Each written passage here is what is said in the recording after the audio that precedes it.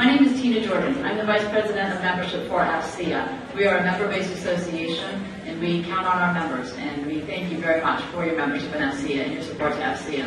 I want to thank you all for being here today. We are in for a great session. We did this last year with a panel. This year we are expanding our small business session for a panel and a matchmaking session, which I'll speak about in a moment. I want to thank Katie Helwig in the back of the room. She works for AFCEA International. She's our manager for small business programs. And I'd like to thank Amy Tuschen, who I'll introduce in a moment. She's with AFCEA Augusta and headed up the group that put together this day for you. And Julie came in as well. Julie Lama is with AFCEA International as well, and she helped put together this panel. So thank you all for your support in putting this together. As I mentioned, we're in for a great session. We have a wonderful panel. If you were with us last year, you might recognize a couple of the faces. And they came back to share again today some of their experiences in growing a small business, doing business with the government. You'll see, it's just going to be an outstanding panel. Followed by our panel, we have a networking lunch, which I think you'll find quite valuable. And then after that, Katie will bring us back together for the matchmaking session. Now, I spoke to several people who weren't really understanding what the matchmaking session was and didn't sign up for it. For those of you who did step out and sign up for it, good move. This is a great opportunity. We have about 15 primes and government contracting officials that are set up to meet one-on-one with our small business representatives who signed up to be part of this. You do have to be an AFCEA corporate member to participate. If you didn't sign up this year, it's too late. We've already gotten the profiles and matched them for the matchmaking session. You will definitely want to participate in this next year, because we will be doing this again. And we also do this at our Homeland Security Symposium in Washington, D.C. in March. And Julie, last year we had about how many people sign up for the Homeland Security matchmaking? We had 65 participants, we had 5 government and 20 primes. Yeah, it's outstanding. And it's kind of like speed dating, small business style. And what we do is we set up 15-minute sessions for you to sit down right across the table from a prime or a government contracting official and do your elevator speech, talk about your competencies, and just make those connections. So it's an outstanding session. For those of you who participated in this afternoon, you're in for a treat. And for those of you who didn't sign up, join us in March in D.C. at Homeland Security, or next year when we do this here if you're local to the Augusta area. So, without further ado, I'm going to introduce Amy Tuschen. She is, again, as I mentioned, with AFCEA Augusta, and she is a life member of AFCEA. Amy works for eScience and Technology Solutions, Inc., where Amy is the Director of Cyber and IT Solutions. She contributed to the company's 73% growth in the past year, which is quite outstanding. Amy and her husband own Tuschen Management, which is an SDVO and WOSB corporate office management company. Amy is active in the Augusta community, her church, and several associations, and we are very grateful that she is involved with AFCEA and for all the support that she gives to AFCEA and the time and energy she puts into the work she does with the AFCEA Augusta chapter and with TechNet Augusta that we have here today. So without further ado, I'll turn it over to Amy, and she can kick off the panel. Thank you. Okay, good morning. I want to get started right away, just give you a little bit of ground rules. We are recording this, so if you do have an audience question, if you could please use the microphone that we've got provided. And I want to encourage audience questions. We're doing this for you all. You are here for either for your own company, for a company you want to start, a company you might be working with for somebody else. Lots of those reasons, and we want to make sure that we get your questions answered. So it's going to be very much of a dialogue that you all get to help drive.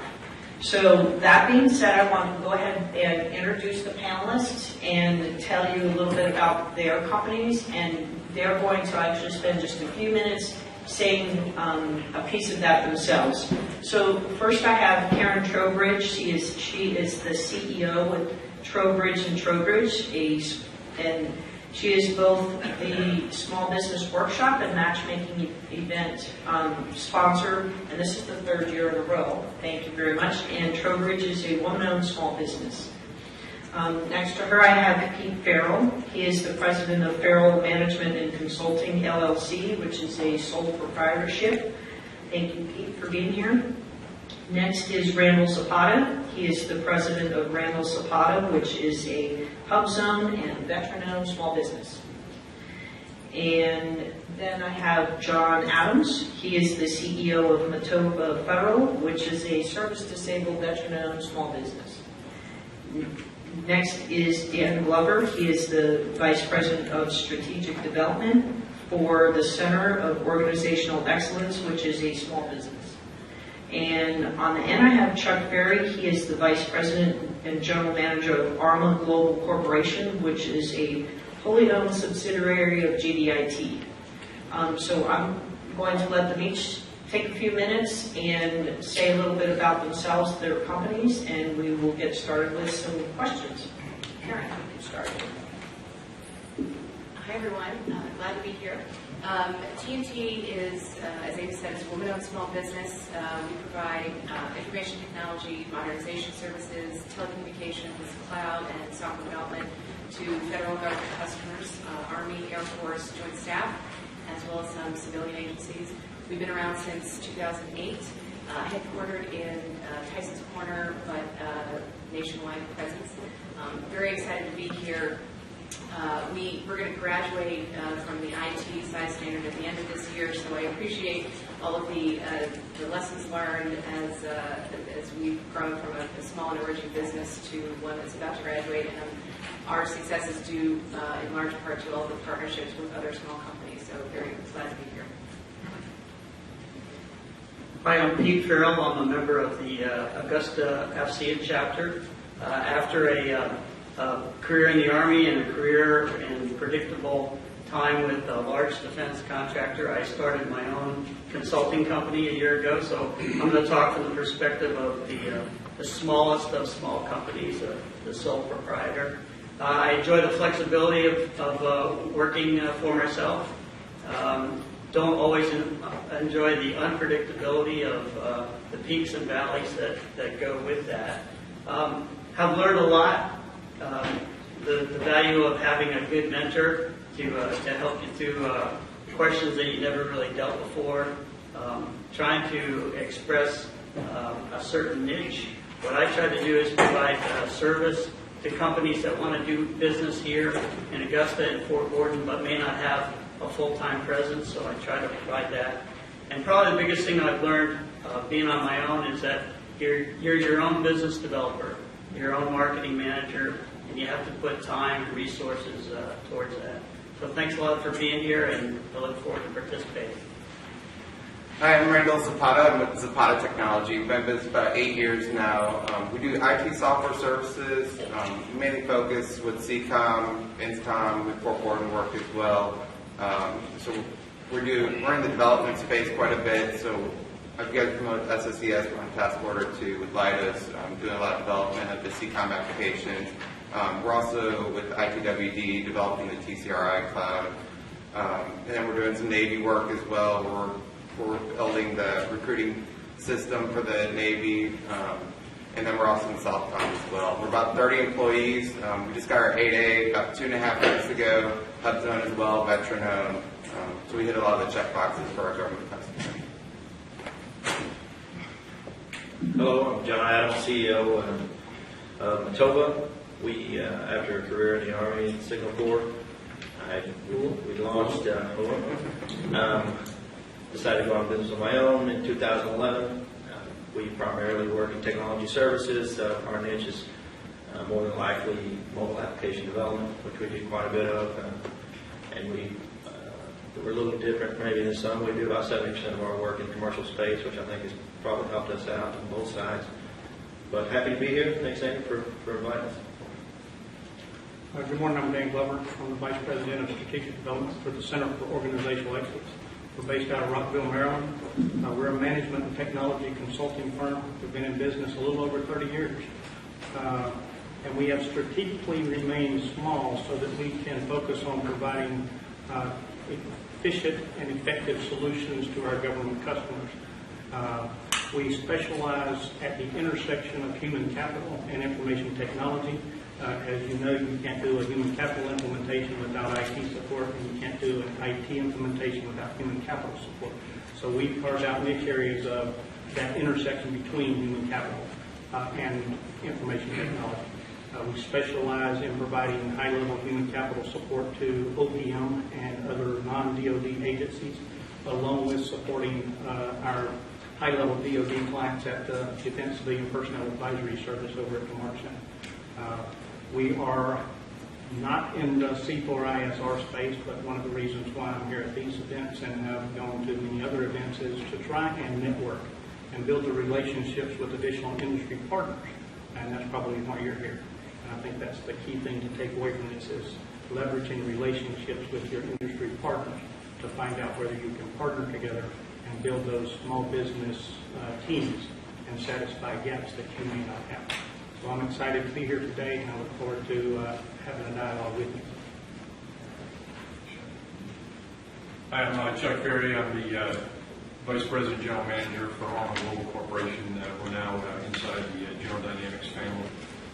Our company is a graduate of the small business program, if you will.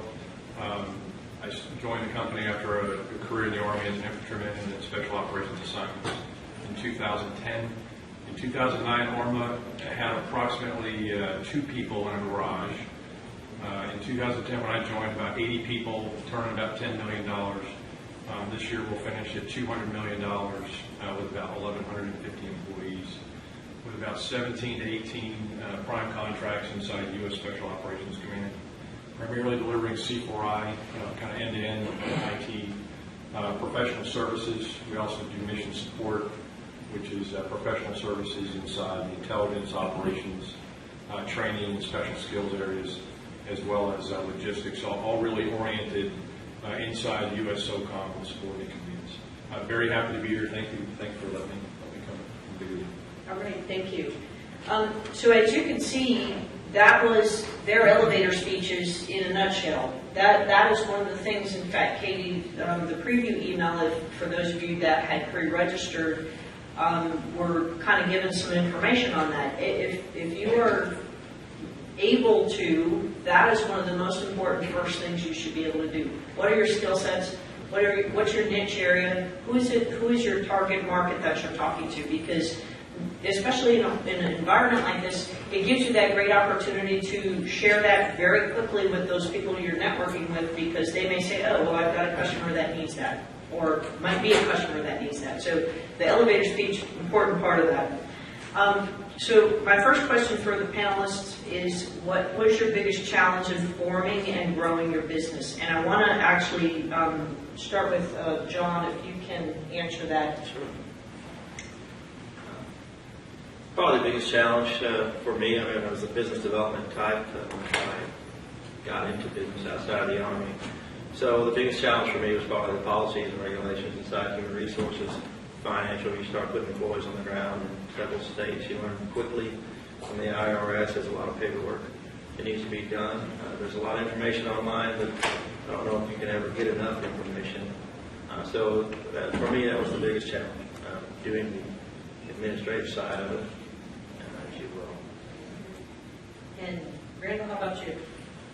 Yeah, so I worked for a company called Object Sciences, and then from there we got bought out by a company, AFCEA, which is now Leidos, the division I worked in. So my management came to me and said, hey Randall, start your own company and we'll sub you out work. And so I said, okay, so jump ship. And so I guess one of the challenges that I had was just a jump ship without a contract. And so I would say if I was to kind of redo this again, it was a little bit scary. It took about 3 to 4 months for me to land my first contract. So anybody about to jump ship, what I would definitely recommend if you're starting off is get the first contract, then jump ship. So it's a big lesson. Thank you. How about you, Karen? One of the earliest challenges I had in our very early days was the decision to leave my role and supporting my customer directly in a billable capacity. And I think that is a big step for many small business owners, is when do you decide you're actually going to stop working day-to-day with your customer, kind of taking care of your own salary, and actually step back and focus on growing the business. And it was hard, but it's really the only way to grow. So that was probably the hardest thing to do early on. And then in the next few years, some other challenges included taking financial risks. We did an acquisition early on, and that was kind of scary. But I think, especially for a small business where cash is king and you're watching your cash flows, you've got to balance that with being able to take some risks and mitigate what those are, and then hope for some return. So I think, a balance of those things ultimately creates more opportunity down the road. Thank you. Anyone else have anything to add? Well, I would like to ask Karen, because you made a great point there that I think all small businesses struggle with. When do you stop working in the business and start working on the business? Because as a billable resource, you're focusing on that customer deliverable. You're focusing on what that customer is wanting you to do. And you don't have the time and energy to spend growing the business.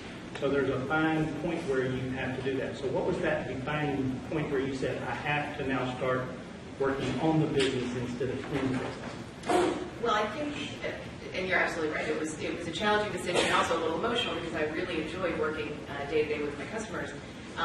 Starting out, I knew that I wanted to grow the company aggressively. We had a strong growth strategy. Our 5-year plan wasn't to stay a small business. So I knew that I would have to step back at some point. And what went into the decision was really, first, affordability. Could I cover my own costs? Do we have enough bandwidth and work where I could do that? And then probably another key area was that I was able to afford someone to come in and help manage my customer relationships for me. So again, it's about finding the right people and figuring out the right time to do it, which can be tricky. I think the transition period is kind of key. It requires a little courage, especially if you've been used to the security and predictability of working for a big company, for example. I think it just requires a lot of fortitude and stick-to-itiveness on the part of you as the individual. Just kind of, I watched, I had three, they were the owners of the business, and they went from a 3-man shop to, what we have today. And I think, I just echo, you got to identify as your company grows in size and complexity when it's time to hire help. And then finding the right people, put them in the right place with the right skill set at the right time, so you don't get taken to the cleaners on a financial perspective. At some point, there's only so much capacity, inside an organization. You got to identify when that is.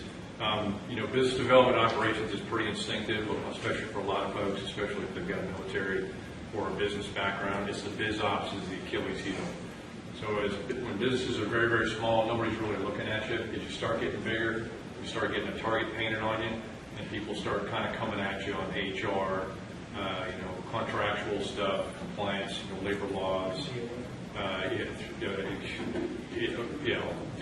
Department of Labor, and then finance. So I watched folks who are non-finance professionals try to act like they're finance professionals. At some point, when your company gets large enough, you need to find a real financial professional so you don't get taken to the cleaners. And that's, again, identifying the right time, the right place for that. That was critical for us. Building standard operating procedures in an organization as you get larger that is repeatable now without your personal management is the next. And you can go copy, somebody else's good, if you will, business processes as you do that. Very good, thank you. You can only wear so many hats for so long, and you eventually have to bring in that other help. I want to make sure everyone knows I'm not, we're not sticking to a particular script. So if something one of the panelists says triggers another question that you have, by all means, I will know if you step up to the microphone, and I will make sure you get an opportunity to say that. Yes, ma'am. You can say microphone. It's being recorded, so that helps. At what point those who were startups decide to use a small business financing plan, a bank or some other angel investors, and how did you decide to do that, and what was your process? I guess I take that. So, Randall Zapata Technology. So we try to use bankers day one. To be honest with you, the problem was that banks wouldn't take us, right? You're not legitimate until 2 years of business and strong financial history. The other way to get around that is if you have lots of assets. Well, you can tell them young. I started the company when I was 24. Definitely going to have the assets that back, $250,000 loan or what I was looking for at the time. So it made it very difficult. Now, there's things that you can do you have to get a close relationship with the banks in order to get the loans. And that's one thing that we kind of learned over time was you really have to prove yourself to the bank and have a great plan in place and be prepared, know what they're looking for. And from my experience, one thing that really helped me was just having a great CPA. Like the CPAs and bankers are very well aligned. If you can get a known CPA firm in your area to back you, which you're paying them, so they're your advocate already because they're one of your customers. Or once you have that, then you can utilize your great CPA to help you get in with the bankers. But it goes down to having the right processes. You have to have the right. You have to be managing your finances properly. If you're not doing that, the CPAs, they might say they're going to give you a good recommendation, but if they can tell you're not managing your finances right, you're not going to get that early line of credit before you hit your 2-year mark. It's a real struggle. The other side that you can do is you can definitely put up your assets, put up your house, put up other things. But it's a risk because we all know majority of small businesses don't make it, sadly. So it's one of those things you have to choose whether you're going to do that or not. Okay, Randall, something you mentioned about have that first contract in place. Can some of you share with how you leveraged growing your business using either a partnership or becoming a subcontractor or through an acquisition? Chuck, do you want to start? Yeah, we've gone through all phases. So we started off, again, super small. We gained, if you will, an initial foothold into U.S. SOCOM primarily through relationships that were formed back on active duty by a couple of our owners.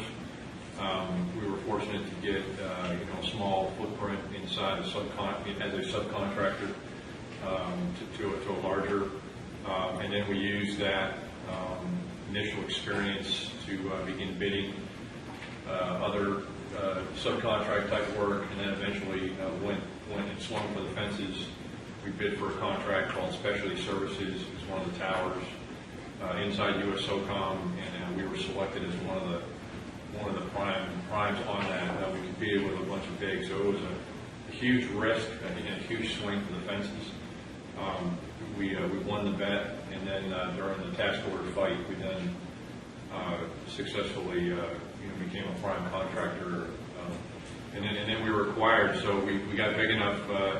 You do grow your business where it's big enough, or you are, if you will, dangerous, and or provide something like super cool. Then large companies, I will tell you, they are out there and they're shopping hard.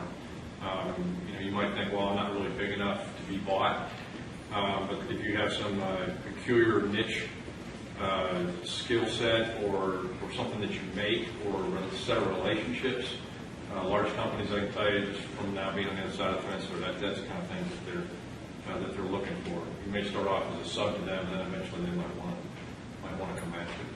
John, how about you? I know you did an acquisition. We did do an acquisition early, and that was primarily out of trying to find that niche, which we're going to have discussion. For us, we had no choice but to be a sub and start finding through relationships. Like Chuck said, we just got on the phone and started talking to everybody we knew, and we were able to find a couple of large companies that had work that we had a relationship with and trusted what we did in previous lives, and threw us a little work here and there, and then we rolled up the sleeves and improved on our work, and just kind of spun out of that. It took us about 2.5 years to finally get our first prime work. Can I go? I think everybody on the panel this morning has mentioned relationships in one capacity or another. This business is all about relationships, whether it's with your CPA that's going to help you get your bank loan, whether it's with your prior customers while you were on active duty, whether it's with the other industry partners. Specifically as a small business, how do you leverage those relationships to potentially get subcontract work that is going to allow you to build past performance that then allows you to compete for those prime contracts? So I think everybody understands that this business is all about relationships, whether it's with your current customer, with your potential customer, or with your industry partners, that enable you to potentially satisfy gaps that you may identify in your capabilities that allow you to stretch the targets and the business opportunities that you're pursuing. So leverage these kind of events, okay, build those partnering relationships, whether if you're a big business, you need the small businesses to get those credits.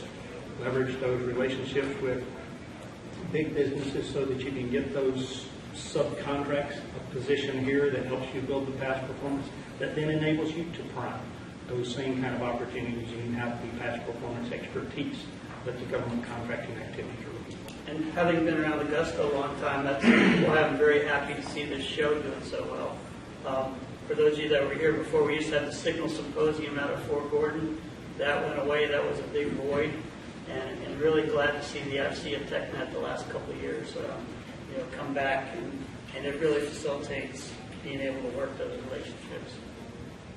And if I could say one more thing, I think too it's important to have a focus and a long view of the opportunities you'd like to pursue. Balancing, leveraging relationships for near-term revenue-generating opportunities, but also having an understanding of how you can use that down the road in a year or two to position yourself for some prime work or for some larger bids. So having a roadmap and making sure that your pipeline aligns with that. And then the only other thing I would recommend is just, if you're looking for immediate growth or, you just want to grow in general, it's a lot easier to grow your existing business. So if you have 5 FTEs on one contract, your best option is to grow your existing customer. It's a lot easier to do that. Talk to anybody in sales, whether it's commercial, government, wherever. Do what you do very well and grow that. You can grow it, obviously you want to diversify, that's important, but easy growth is what you're doing today, current customers.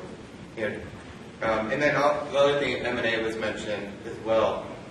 Despite what you hear in the news, people have a lot of money. There's a lot of money out there right now. So there's a lot of M&A going on right now behind the scenes. There's a lot of loans going on. Banks and businesses and people have a lot of money and they want to give it out to the right companies. I think that actually leads me to another question I had.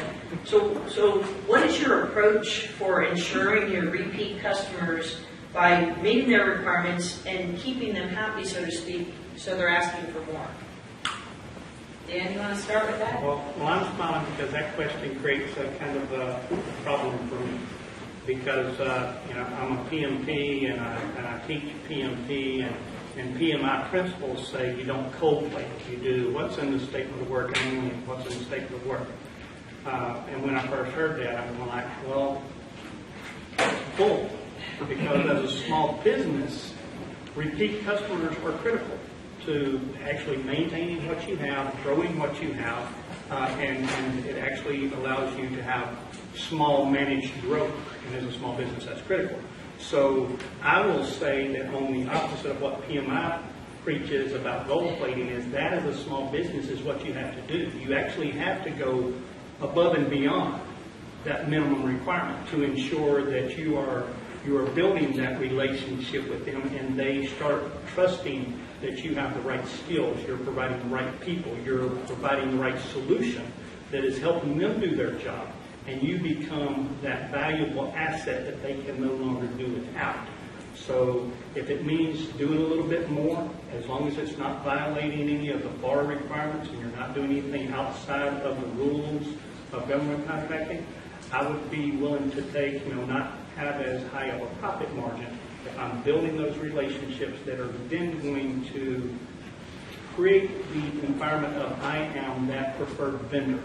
That they want to say, we need more of what you are providing, so how do I get to you? What contract vehicles can I put my work out on? How do I get to you through direct awards or other things? So gold plating, I think it is the number one thing that small businesses have to do to create that niche and to build the relationships with vendors or with customers so that they need and they're asking you to provide more of the same. I need you, I want you, and I will find a way to get to you.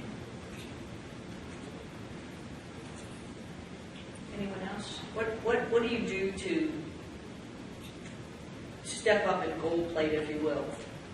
Well, I can say one thing not to do too. Is That's a good point. there's a lot of companies out there, and I just talked to a large downstairs, and you need to be careful you don't get a hammer in your hand and everything looks like a nail. pushing just one product and one solution. The government says that problem X, and you're like, okay, I got a hammer, here's a nail. Pushing the same product to every single customer, the same exact thing, and not customizing, tailoring, truly listening to what they want. That's what makes it different. That's what's gold plating, is letting them talk versus, you talk 80% of the time and they're talking 20. You don't really understand what they want. The conversation should really be the customer talking a great deal and you truly listening and then providing the white paper, providing the solution to what they want. So that's my recommendation. Just be careful you don't have a hammer and everything looks like a nail. So understand what their requirements Yeah, that's right. Listen to them. So you're meeting those and helping them. I like to say what keeps you up at night. So if you're understanding the customer from that perspective, then you're able to truly help solve those problems for them.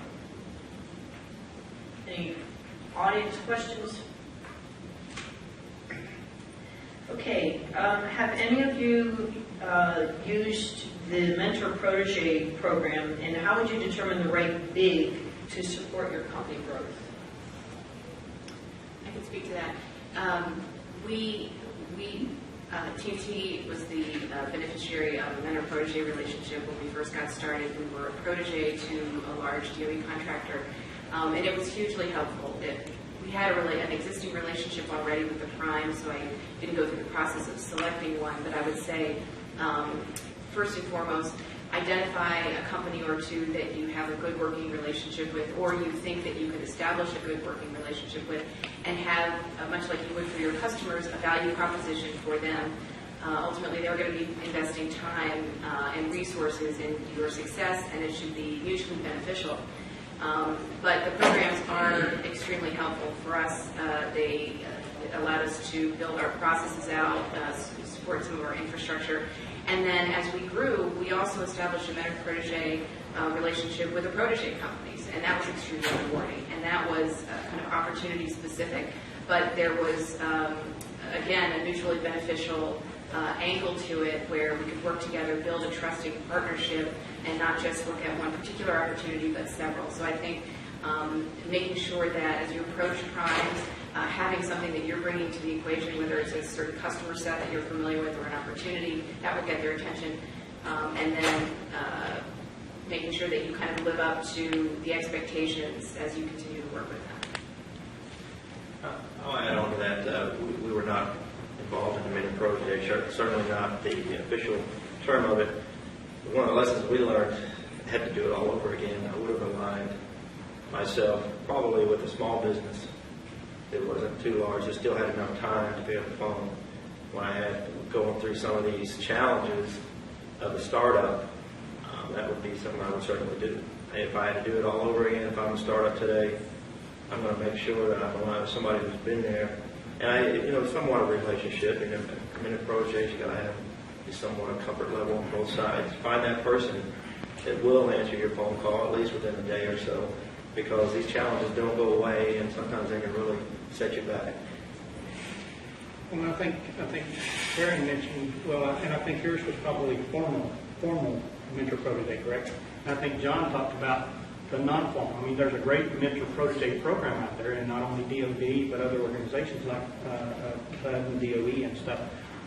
But just because it's not a formal sponsored mentor protege program doesn't mean that you can't have a mentor company or a mentor in the business side of the house that is helping you when you reach those points where, what do I do now? How do I get there?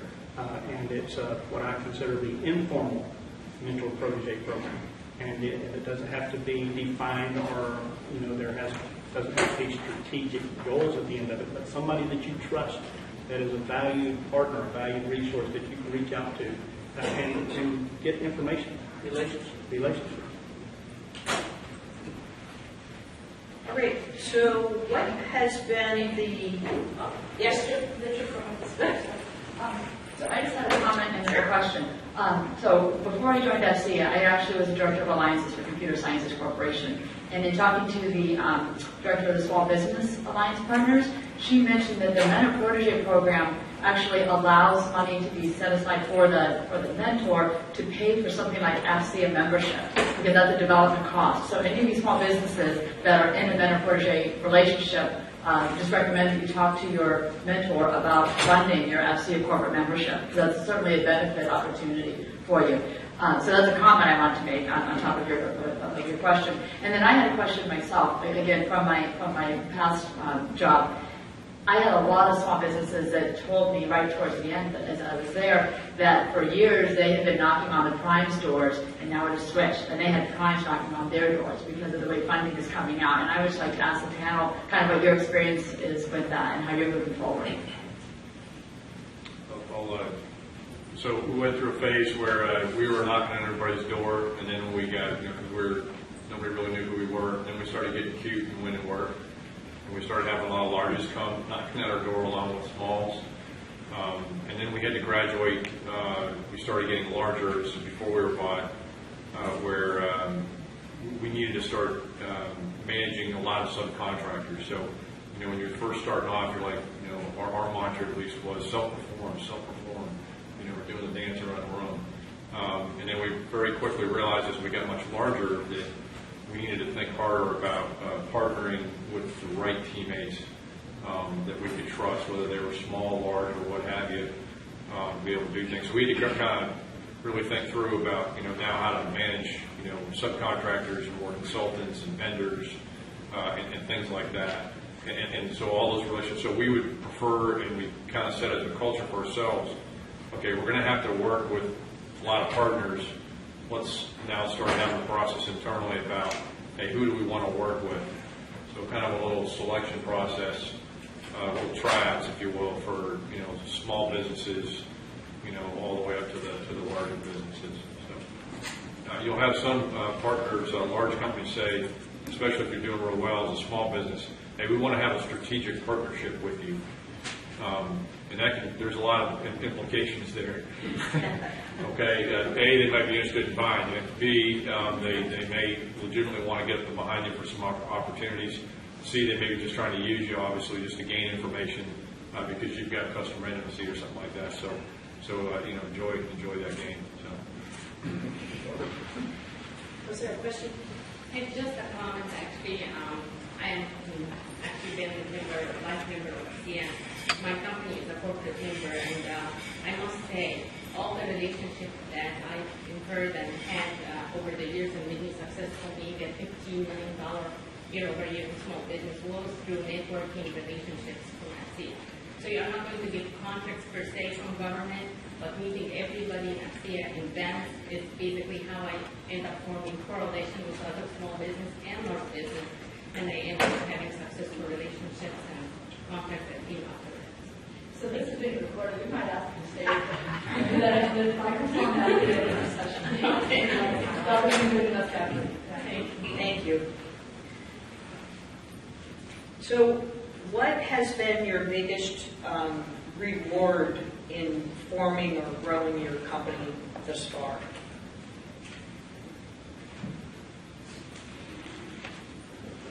Anyone? I've been doing it for 8 years, and a lot of people say it's hard starting a small business. It's just not true. It's actually a lot harder. So you think it's hard, it's super hard. You work more hours, you're not working 9 to 5. Tons of hours put in, you're not with your family as much, a lot of sacrifice from that standpoint. But all that said, there's a lot of headaches, you mentioned HR issues and, having to deal with payroll and it's all this stuff. And getting a line of credit, you have all these issues. But that said, I love coming to work every day. It's just fantastic. I get to choose my own destiny. I get to win, grow the company, win, and, have great relationships, great people, and have fantastic employees and management, and really go with, I set the vision to see it come to life. This is fantastic. So despite everything and how hard it actually is, it's great owning a small business, and I wouldn't want it any other way.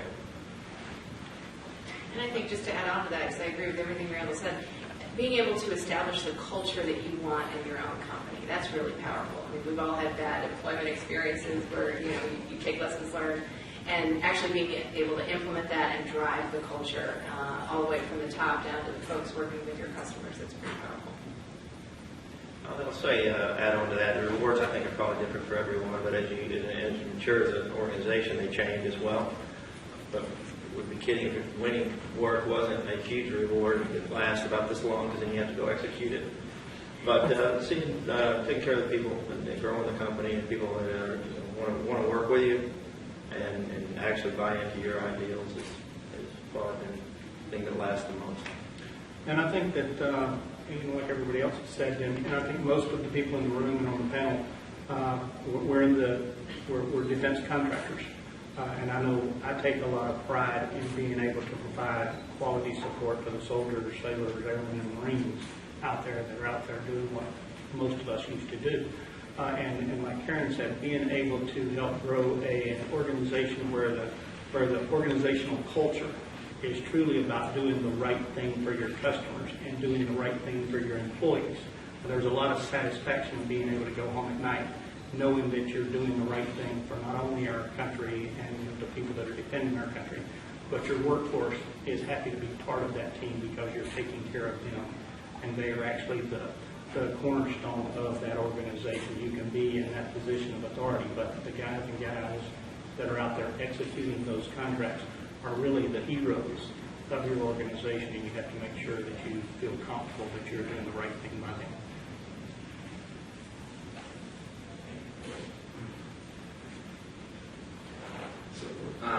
Randall mentioned that it took him 3 months to get his first contact, and that might be deceiving because he's lucky. So I wanted to ask the panel to give a quick perspective as to how long it took them to get their first sizable contract. We know that cycles, pipelines take 18 months, 24 months, and we're lucky if we get that. So at least from my experience, it's taken us a long time, and that's a realistic pipeline. A lot of people are not aware of that, so I'd like the panel to shed some light as to pipelines and BD and capture and all the other things that we do. Thank you. For us, it took us about 5 months to actually receive our first check. This way, instead of pushing it out, we sent a lot that way. But about 6 months, and it was, it didn't really pay for much other than the bank note. But about 18 months, then we actually were able to. I was fortunate enough, my wife's a CPA, so I had my finance built in on nights and on the weekend while she was working. But about 18 months, then we were able to get in the black. Well, and Dave, I teach a BD 101 class, and I always talk about the fact that if you land your first contract from the time you had a conversation with a customer within 6 months, not only are you good, but you're darn lucky. Okay. Typically, the life cycle is if you win a contract that you've been marketing within 9 months, that's good. But typically, when you start having that first customer contact and you're trying to pursue an opportunity, you're really looking at probably a 12 to 18 month cycle where you're capturing that opportunity. You're building the relationships, or you're building a team that can go capture and win that. So Randall closing a contract in 3 months, good, but also probably lucky that he was probably trying to position that before he left his old organization. And I think he said something in his introduction that is critical. If you are looking at stepping out on your own and creating your own business, trying to make sure that you're lining up those opportunities that are going to close near term so that you're not having to go out dry and work that 12 to 18 month life cycle or that pipeline so that you can close that first opportunity. And Dan, just going off what you said, I have talking about BD, I have opportunities that I thought in my head were going to close 95% chance, going to close last December, right? I still don't have that contract. Every day I keep being told 2 weeks more, follow up 2 weeks more. So it's even deals you think are going to close, have a high probability of close, doesn't necessarily mean, working with the government doesn't mean they're going to close. There's so many hurdles headaches you have to go through, and despite them wanting your services, wanting to utilize you, still be a challenge. Even as an individual consultant, I see the same thing, and I agree completely. Things take longer than you think, so you got to be prepared, from a financial point of view, and just have the patience and the fortitude to hang in there and wait for that first opportunity. Once you get that first traction, that certainly means a lot. But I think things are going to take longer than you expect. And I think in today's contracting climate, everything slides to the right. It's just, you expect it, because that's pretty much a reality in where we're at right now. Chuck, did you have something? Yeah, it's just an thing, and I didn't take this. I was doing some consulting when I first came off active duty for companies that were doing jobs in like Iraq and Afghanistan. And so I have my own little LLC, so I could do this little tricky thing with taxes that probably all the consultants know about. So because I was at least doing reasonably well in that consulting work, I started getting offers. Hey, if you want to put your LLC in this proposal that we're doing, because we got the small business component, let's get you in there. Now I passed on that opportunity. But yeah, it's kind of an alternate way. You're bringing in income. You're just kind of coming out of the gates. You're trying to bring in some income. And that was another way to kind of get in, kind of in the door and have some things running, as opposed to just trying to go out, and get your own bids in. So just an alternate, if you will, course of action. And I think also, this is obvious, but not taking your eye off the ball and the focus on business development. As a lesson learned, when we got started, when we completed the acquisition in our second year, it required a lot of integration, a lot of internal focus, which was necessary to get our infrastructure up and running. But as a result, it put kind of BD on the back burner, and I think it set us back a couple of years because of the sales cycle. So it can be very easy to get distracted when you're small with customer interfaces, operations, all of the administrative distractions, making sure that it's your primary focus, because it does take so long to generate revenue. Well, Karen, I would like to comment on that, because in the current capacity I'm in, when I took this job with COE, the organization had really failed to do capture for about the last 12 months. And capture is critical. So to kickstart capture activities and really start getting rebuilding that pipeline, so you have opportunities that are coming consistently. Instead of the July, August, and September mad rush, and then nothing for 4 to 6 months. Having a pipeline that allows you to have things in October and November and December and January and February and March. So it's a consistent cycle of building that pipeline through a focused capture strategy. If you don't do that, that 12-month capture cycle turns into a 24-month capture cycle real quick. So how did you choose what it was going to be, and how did you develop your niche skill set, and how do you get that word out to the marketplace? How did you build your better mousetrap, and what was it?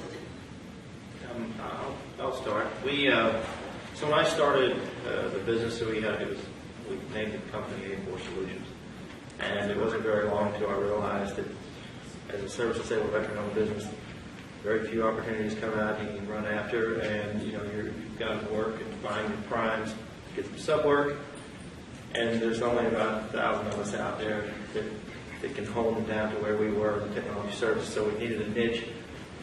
Mobile application development. I'm kind of a software developer by nature. The Army was trying to figure its way out there, so I wanted to either develop that, create that niche, or find it. And so I had the ability to go do that. So we purchased our niche, a small company called Matova that had about 20 people in it, out of Franklin, Tennessee. They had great processes and things, and so we rather than wait 18 months till we could develop a staff that could produce mobile application development, we went down that road. We changed our name to Matova, and got together, and then we started pushing the name mobile.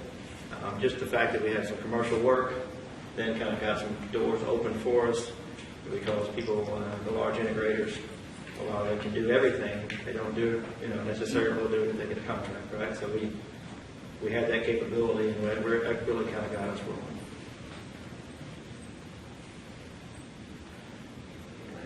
Well, I think the lady that stood up in the back of the room said many of her relationships come from AFCEA events. It was kind of a paid political announcement for AFCEA, I guess. But realistically, once you develop that niche skill set, whatever it may be, attending events like this, whether it's AUSA in D.C., where you've got a large audience where you can grip and grin, pass out business cards, whether it used to be TechNet in Fort Lauderdale, or Lamb Warnet in Tampa or Fort Lauderdale.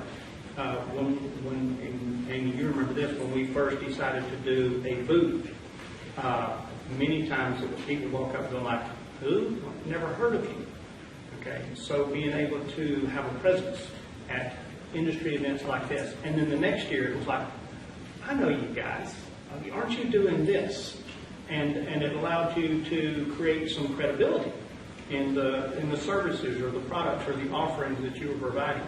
So these kind of events allow you to, it's definitely not free marketing, okay, but it is, you have a large population of industry partners, and a few years back you actually had a lot more government buyers. You actually had a lot more customers. Now this has turned into, a lot of these events have turned into more industry to industry dialogue and building, partnering relationships. But these are the kind of events where you can, next year, this was your first event. Next year, being back here and having conversations with other people that you talked to last year and growing that relationship. And now you've got a better mousetrap where you've created that past performance in a specific area where you can have a booth or advertise that product or service that you're doing. You have to get out there, you have to be visible, and you have, if they don't know about you, they can't partner with you or they can't purchase what you have. So visibility, marketing is critical. Technology's helped out a little bit. Things like LinkedIn and Facebook are almost free resources, but it's still networking. It's still, I know Randall. He's a Hub Zone guy here in Augusta. If you talk to him, it's that type of thing. And I really think associations like AFCEA and the USA are really helpful with those relationships. I also think too, your website is so important. Your website has to align with what your capabilities are, and it's the first place people are going to go when they meet you at an event like this, or they're searching for organizations to fill a particular need. They're going to go to your website. So making sure that aligns with what your elevator pitch is, and then also too, driving that down into your organization, making sure that all of your employees know what your niche is and what services you offer, and what sets you apart, what your differentiators are. Because at the end of the day, they're the ones working directly with your customers, and they're your best advocates, they're your best BD people. So making sure the entire organization supports the BD activities. I mean, I have time for a quick success story. After Chuck. I'm sorry. Just real quick, I just wanted to echo the same thing. Our best marketing for ARMA, we feel our best marketing strategy has been getting inside USOCOM with our customers and executing, like our hair's on fire. I mean, we talk about execution, but the reality is that a lot of companies kind of give it kind of average effort, and they put their real effort into the business development, both big, large, and small. So for us, our customer has actually been one of our best, if you will, marketing venues. Our employees, I couldn't agree more, they are our primary marketing asset. And so we treat them and we talk to them like, hey, you are representing the company every single day, and you are out there, and if you want to continue to help our company stay strong and provide jobs, then you're a part of that process. So that whole culture of all of your employees, down there, killing themselves for the customer. That's your best marketing tool. And then your customers are talking to each other. Depending on the kind of clans you're operating in. I know in our clans that they talk to each other. Thank you. Dan, go ahead. And by the way, I think Pete mentioned social media. This afternoon, my capture manager will probably tweet that I said on this session, okay, to our client base. So it's the social media is out there. A quick success story that we recently experienced, and we've got this brilliant IO psychologist that works for us, and he's actually supporting the Data Act over at DHS, the Digital Accountability and Transparency Act. It's a government-mandated activity for all government activities. And he likes to write, so he writes a lot of articles, and he kind of tags it with the Center for Organizational Excellence. One of his articles was actually picked up by Christina Ho, who is the chief executive responsible for the Data Act for our Department of Treasury. And she was in this large event, okay, in D.C., and she called out Dr. Paul Eder's article and some of his approaches in that. And at that point, we now have turned into one of the few, okay, people that are on the leading edge of Data Act, because we had published articles that are now being cited by some of those executives and Fed exec and other things. So I think John mentioned earlier, white papers. Okay, but white papers and even articles in whether it's Gov Exec or some of those federal articles that can be read, and it kind of adds credibility to what you're doing and the approach that you're taking to help satisfy customers' requirements. Question? Sorry, major microphone. I had a question, and it's interesting to watch throughout time. A lot of the bigs make the strategic hires. I mean, you watch them retire, and then pretty soon they're working with a big. And the question I would have as a small business, do you look at those same kinds of things to hire a strategic individual in that kind of, we used to talk a lot about hiring the individual, but you get the role.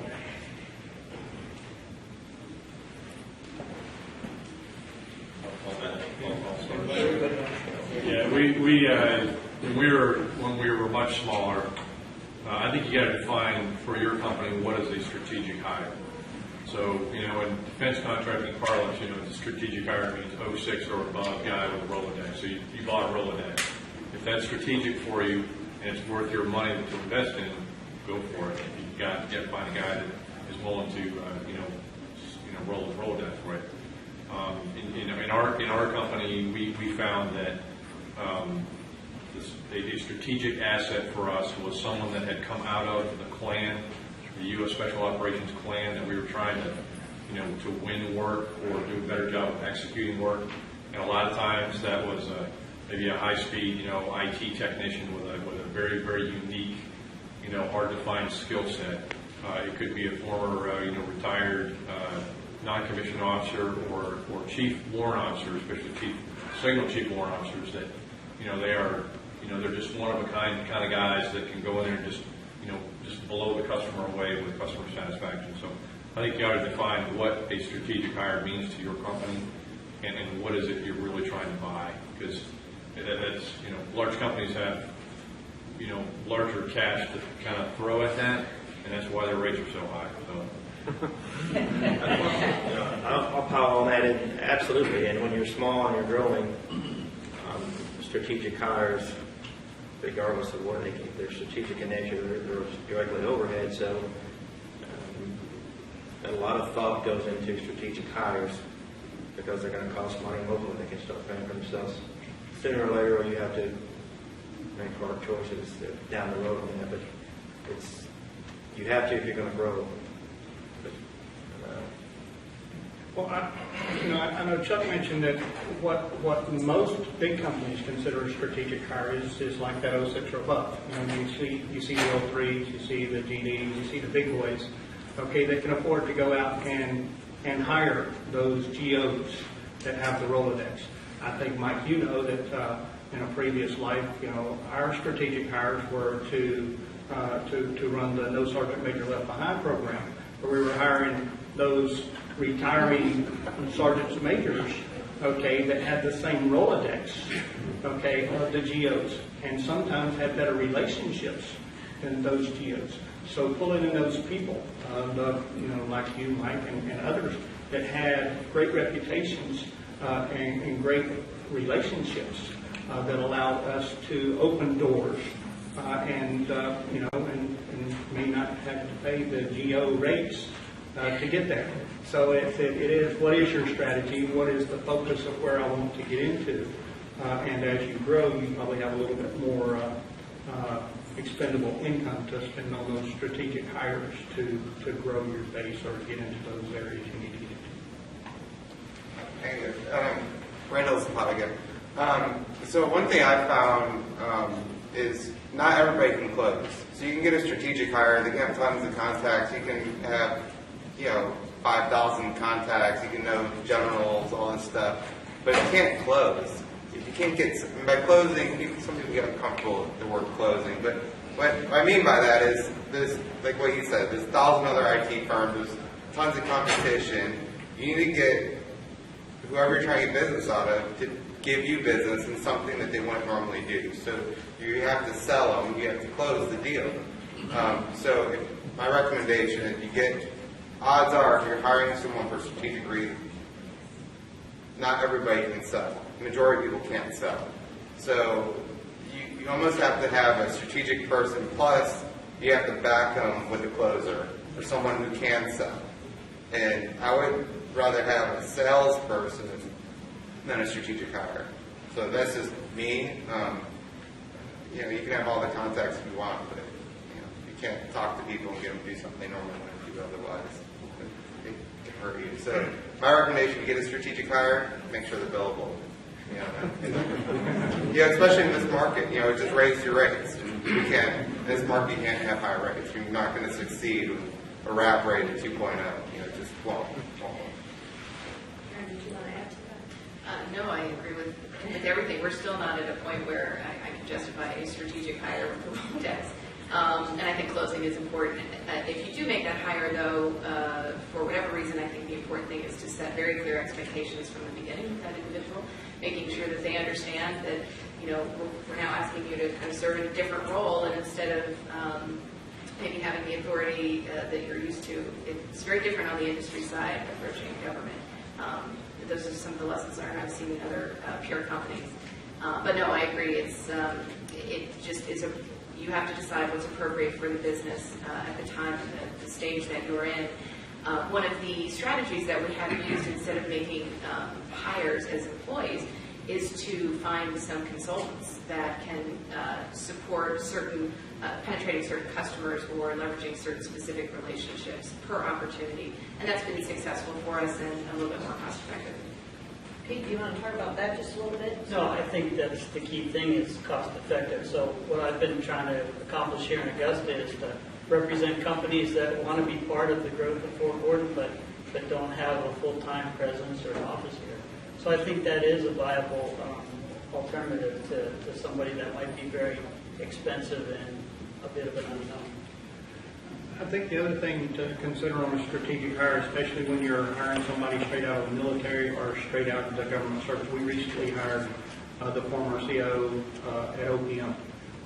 But the learning curve for him or her to understand what business on this side of the street as a defense or a government contractor is, it's a steep learning curve about how you approach it. I mean, you have a whole new dictionary of terms that you have to understand, RFPs, RFQs, and all those kind of things that you've never experienced before. And one of the key conversations I've had with this former CEO was, wow, I did not know we made you guys do all of this. This is hard. Okay? You mean that request that I sent you to provide this service, y'all had to work a month to write these 3. We thought you had this stuff in it was a book you had in a server somewhere, and you blew the dust off of it and kind of resubmitted it. No, this is hard business, and I don't think a lot of people that are transitioning truly understand the challenges. Or you expect me to write? You're darn skippy, okay? Because that's we're going to use those that expertise about what those key things are. So establishing expectations and understanding that there's some ramp time to get them knowledgeable about what you're trying to do, how you approach business. It doesn't happen. It's not the 3 months that person walked in and closed the deal for you, probably. It takes some ramp time with that strategic hire. I just want to add to what Dan was saying, too. The other thing is strategic hires, they worked back in 2010 and earlier. You could go to a customer and you can say, hey, I have this great solution. All right, let's buy it. Let's go. And it worked really well. Now, acquisitions practically have to go to the Pentagon level for approval. You can't go to a local customer here and say, hey, I have this great solution. It's going to save lives. It's going to do this, that. Perfect. It's exactly what I needed. And let's buy it tomorrow. It's not like that anymore. It used to be. We're not there today. And so you have to have people who can write. If you can't write and you're in this industry, you're in a world of hurt, because you have to write everything to the government. And you have to follow instructions and do pricing correctly, and just won't win otherwise. To continue the discussion on employees a little bit, and we're, or as small businesses, we're always faced with keeping our employees. Are you experiencing, or have you experienced low or high turnover rates? And how do you incentivize your employees to stay for long-term employment with your company, the companies? Thank you. You want to take that? Sure. I think a lot of that, and I think everyone here will agree, really, a lot of the area, location has a lot to do with it. Keeping an IT guy employed in Washington, D.C. is pretty dang tough. And then the salaries, everything is in it. And then when you get into other areas, it depends on, I think it depends on the area. Around here, you get a good contract with good rates. There's a lot of talent in the area, provide good benefits, soup to nuts. I don't think you can be in this business on the federal government side without a fantastic benefits plan and then taking care of people. That's how you do it. Someone will leave you anyways. Everybody has their trying to figure out what makes them tick and what drives them. But overall, I think the benefits plan and then some of the things you can't control is the area where you're doing business at. Just add very simple rule: keep your rates low, pay your people more. Companies that have high rates have a hard time competing in the same market space. Keep your rates low so you can pay your people more than your competitor, along with all the other things that are being mentioned here are all part of the equation. I think Karen mentioned one of the great things about being a business owner is being able to establish that culture. With COE, we were the 2012 and 2013 recipient of the Sloan Award, which is one of the best places in Maryland for work-life balance. So in this business, that's tough to do. So being able to provide employees not only those great benefits and a good salary, but also being able to establish a work-life balance that they appreciate and they want to stay as part of the team. And they're not, as a good friend of mine said one time, they're not looking for a job. They enjoy being part of that organization and treating them fair, paying them well, and creating that culture is great. I want to add to the culture. It's not just the culture of us, the industry's business. It's the culture of the contract. When employees start getting used to changing jobs every 2 and 3 years because the contract gets rebid and won over and over and over, there is no loyalty to them. It's just, I want to keep my job, period. Like where I'm working, we're in the government side. And so you kind of lose some of that along the way. And that goes back to the area too. And you can't have something. I would just to add the other piece in culture, once you get that established well, you just want to get an emotional intelligence. So what I mean by that is just really, become friends on Facebook with your employees. Check up on them. Hey, their grandma just died. Okay, we'll send flowers. Really, be connected with your employees and don't just treat them like an employee. Build that relationship. You can have a separate relationship. You don't get too personal with them, but at least be aware of what's going on in their lives and acknowledge what's going on. And then when it does come down to pay issues or salary issues or benefit issues, they're more likely to stick around because they care. There's that emotional tie between the two, between the work and the actual lives. So that helps as well. And not just being another employer. If you can show you actually care, I think that's important for retention.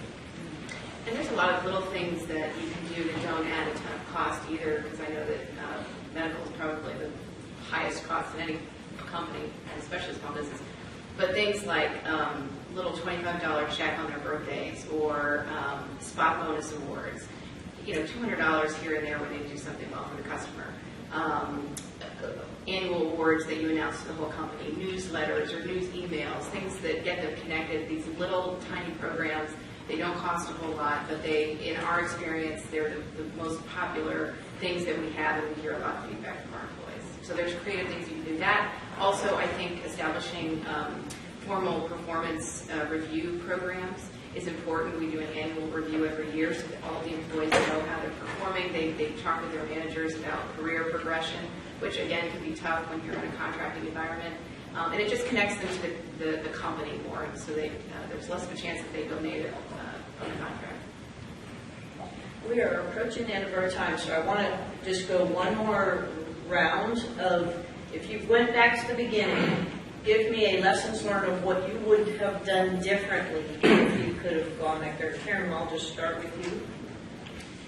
I think I said it before, it's probably in our early days taking our eye off the ball in terms of specific tactical capture and BD activities. We focused internally, and that was great. We established a very scalable, strong infrastructure, but I'd say if I could go back and do that, change anything, it would be to not lose focus on specific growth activities.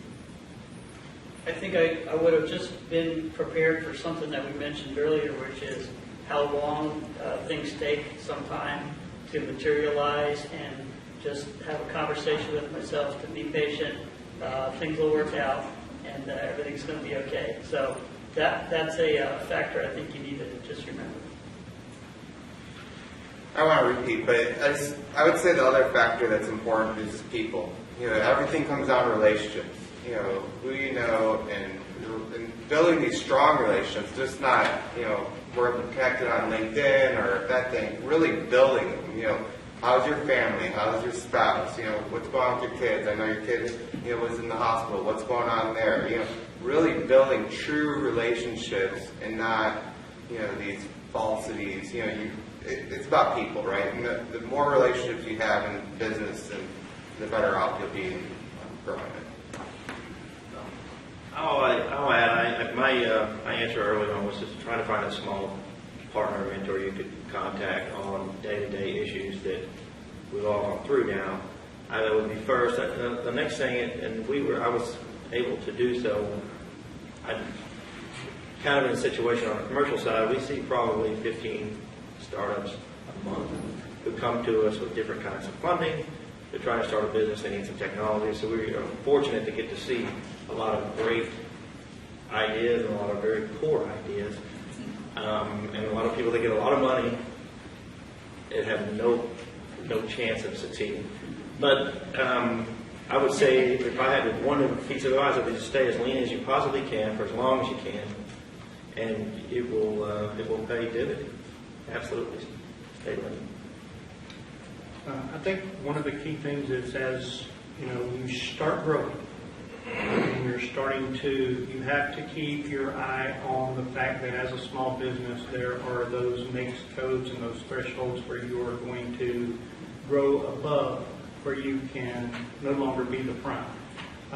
Remember where you came from, okay, and help mentor and grow other small businesses that you can leverage when you exceed that size standard, and you can roll those opportunities to people that you've already invested in, to organizations that you've helped grow, so that you can have that, you can still keep your business, and you have a trusted partner that help you achieve those goals and help you grow to that next level. But you always have to keep your eye on the fact that as you grow, you can quickly outgrow the next codes that where you gained your primary business in. So you have to keep a strategy to see them and prepare for them. I agree with all the lessons learned, so I went last. I kept going down my list to get almost all. I think for me personally is just I'll call it building depth. So we were small, and even now, identifying where you have single points of failure in your business, whether you've got some, let's say, super high-end, IT professional down on a contract that's got some, either unique skill or relationship, and all of a sudden, if he leaves, that the whole place implodes. Is just kind of identifying, okay, that's a point of risk. What are kind of our contingencies, if that poor guy leaves. I had a single payroll lady for a long time. We kept getting bigger and bigger and bigger. We're like, holy smokes, if something happens to her, in her personal life, she was having some issues, we're toast. So again, just identifying those where you have those single points of failure, just understand where they're at. Sometimes you're going to have to take a risk at those failures, but just you know where they're at and you've kind of thought through what you're going to do with them. Thank you. And I want to now thank each and every one of you for taking your time and preparing for this and participating today. I greatly appreciate that. I greatly appreciate the audience. We couldn't have had it without you as well. So thank you. So Julie's outside guarding the lunchbox just to make sure somebody doesn't kick off the lunches. He does have a few closing comments to make. Lee Henriksen from One Sense Consulting leaned over to me during this and said this is one of the best small business sessions he sat through. And so that feedback was great. I appreciate hearing that. We don't take it lightly as small businesses that you spend your money to come to TechNet Augusta, or that you spend your money to become corporate members. And that's why Katie has joined the AFCEA team recently, specifically to focus on small businesses, to up our game and our value proposition to you. We are 1,650 corporate members in AFCEA, and over 70% of them are small businesses. And you guys have to make decisions with the money you have. And we appreciate that you invest in AFCEA, and we are wanting to provide you value. And we're doing these through small business sessions like this. We're doing this through matchmaking sessions. Katie has started a wonderful series of doing business with the federal government. We've already had 2 of those sessions. They are standalone sessions, so if you haven't gone to the first 2, the next one's October 8th, and you can read about it on our website. The feedback that we've gotten on those has been tremendous.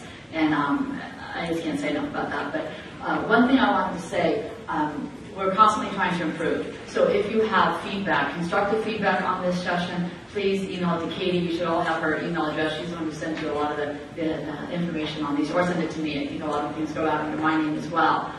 Send us constructive feedback, things that we can do to improve. If you have a comment like Lee, something that was very positive that we could use as a quote on our website, when you send the email, if you just include your name and your company name and a little comment that says that feel free to use this, so we can use that and quote you on our website. Certainly appreciate that. So with that, I think Katie's got some wrap-up comments for us. And thank you. Hi, everybody. I don't know if everyone received the email who pre-registered, but I'm Katie Hellwig, manager of the Small Business Program. Thank you to our panel members for being here. You did a tremendous job. Tina indicated our next is on writing the proposal. Thank you, Randall, for kind of segueing, and you need to be a good writer. So that's October 8th in Reston, Virginia. Please join us if you're a corporate member. We do have a variety of small, medium, and large businesses participating in this new contracting environment. That is the relationship. It's not just the small businesses. It's small businesses with medium and large, getting to know each other, building relationships. We understand that. I come from a sales and marketing background. That is what we're trying to do. So in my read ahead, I did Networking 101, your business cards. Please have those ready. If you did not have your badge scanned today, we still have the scanner. You have until Friday to opt out of our email distribution list from the people who attended. For all those who stay in, that will be distributed to all the contact information or all the names that we've collected on Monday. If you are not a corporate member yet, we'd love to give you an opportunity to understand how you can widen your market visibility through AFCEA corporate membership downstairs or at the networking lunch. And for the folks in here who are doing the matchmaking, we're going to start. It's going to be right out here, starting at 1 o'clock. And I'm just really glad that you were here, and I hope that I can help you grow your business, and we can continue to bring programs that are relevant to what you're going through, and to bring panel members who can answer and address some of your concerns. With that, thank you very much. Lunch is in there. Feel free to bring it back, and networking begins. Hi, my name is Hannah Strohmeyer. I'm with Strohmeyer Consulting. I owe my success actually to AFCEA. Back in 2009, I joined as a life member, and through attending AFCEA meetings and events and so forth, course, I was able to make teaming partners and make a collaboration of small business and large business. And now we are a very strong business. We are a $15 million company, and we are growing strong. And I owe it all being as an AFCEA member and a corporate member. Hi, my name is Karen Trowbridge. I'm the president and CEO of Trowbridge & Trowbridge. We're a corporate member of AFCEA and really enjoy the benefits that brings. From the networking opportunities to hearing firsthand what our customers are facing and their challenges, and the opportunities to meet other companies. So if you're a small business, I highly recommend considering membership.